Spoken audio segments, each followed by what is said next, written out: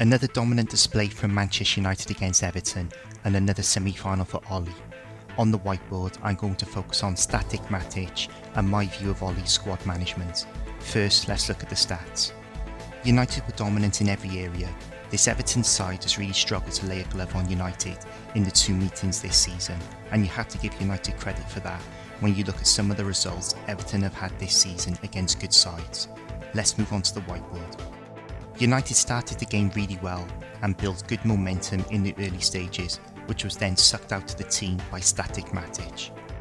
I was getting really frustrated by Matic constantly dropping back into the defensive line when United were in possession, and the chain reaction this had on the tempo United had created in the early stages and how it affected the positioning of other players. By Matic dropping back into these areas, it reduced the passing options into midfield, causing Bailly and Maguire to play more square balls across the back line, stifling United's progressive play. The effect this had on the position of other United players was, it forced Fernandes and Van der Beek to drop deep into the spaces vacated by Matic to provide passing options into midfield from the back line.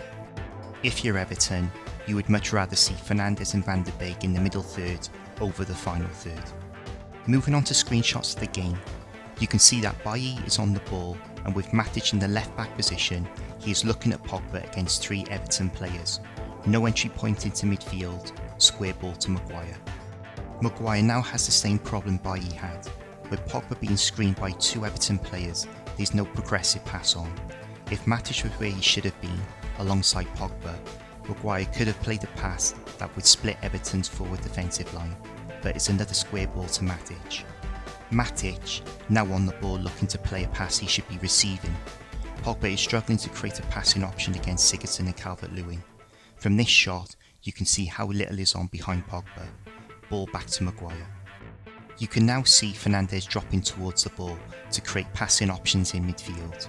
From here, Maguire slips a nice ball through to Fernandes, which splits Everton's forward defensive line, and Fernandes plays a lovely ball around the corner to Van der Beek. When you look at the ball Maguire played into Fernandes, there's no need for any midfield player to drop back into the defensive line. If Matic stayed in midfield, Maguire's ball could have been played 3 passes earlier. Positionally, in this situation, Matic should have been where Pogba was, Pogba where Fernandes was, and Fernandes in between the lines in the final third. The other aspect of his play that frustrates me is how slow he is on the ball, and when he plays it, too often it's sideways and backwards.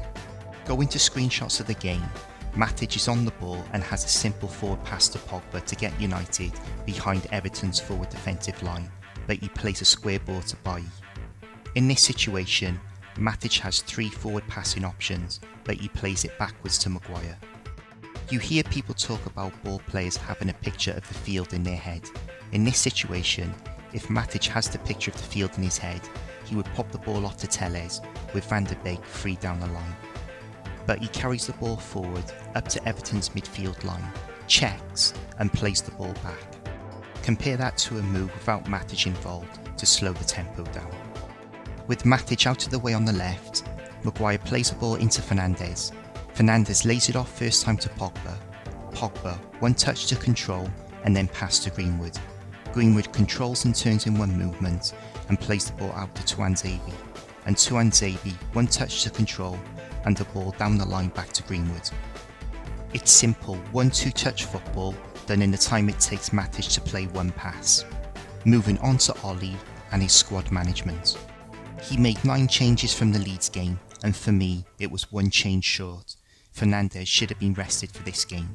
We saw last season how playing Fernandes in every game eventually caught up with him and his form suffered.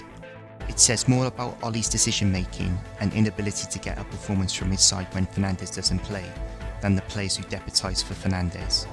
The most important game this week is the Leicester game.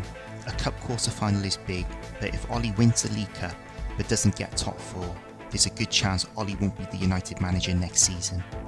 The Devils' verdict is, United got the job done and have a big semi-final against City to look forward to. But the continual overplaying of Fernandes is going to result in one of 2 things, injury or a slump in form. Thank you for watching. Let me know in the comments what your thoughts on the game were, and please like, subscribe and share, and Merry Christmas to you all.